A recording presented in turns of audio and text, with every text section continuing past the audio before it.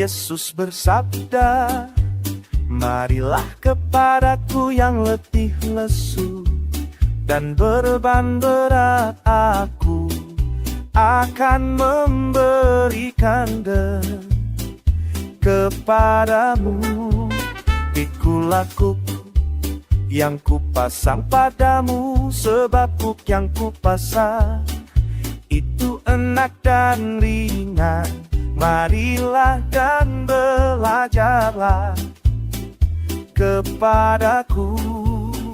Yesus bersabda, dengarkanlah sabda Tuhan dengan segenap hati.